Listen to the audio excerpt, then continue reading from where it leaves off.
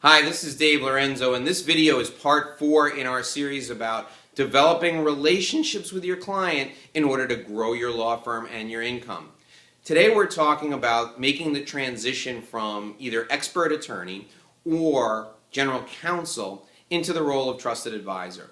The opportunity comes for you to become a trusted advisor when your client wants to invest more emotionally in you.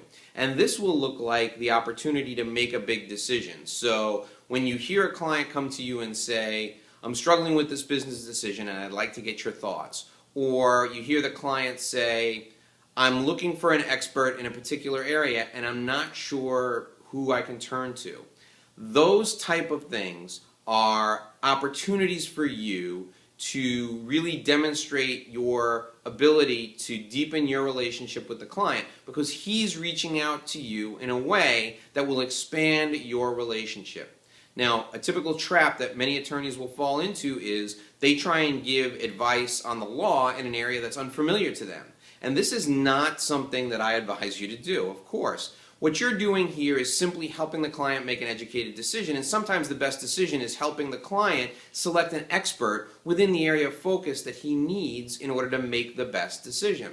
So your role as a trusted advisor is simply to remove emotion from the process, look at the situation rationally, and discuss it with your client, and then either number one, help him find an expert to address his situation and then make a decision, or number two, help him think through and make a rational decision.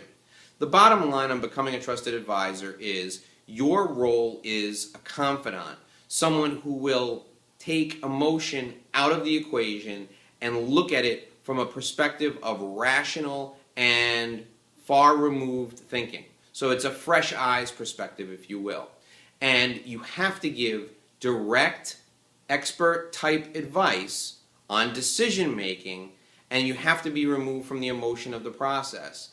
This removal from the emotion of the process and this direct feedback, not being a yes man, offering feedback even when it's uncomfortable, will solidify your role as a trusted advisor, because you'll help him improve his situation regardless of what he does, because the decision will have been made rationally. Sometimes the best decision will be to look for an expert and to hire an expert together, for you and the client to make a decision on an expert together, or it'll be to make a decision that has been removed from emotion and looked at from a rational perspective. Trusted advisors have what I call an intimate relationship with their clients. This means that they get pulled into situations that the client will not discuss with anyone else. So you really have to be focused, and you have to be good at divorcing yourself from the emotion of the matter and handling the facts rationally and making the best recommendation you know how under those conditions. This has been the 4th segment of our series on developing business by developing relationships and becoming a trusted advisor.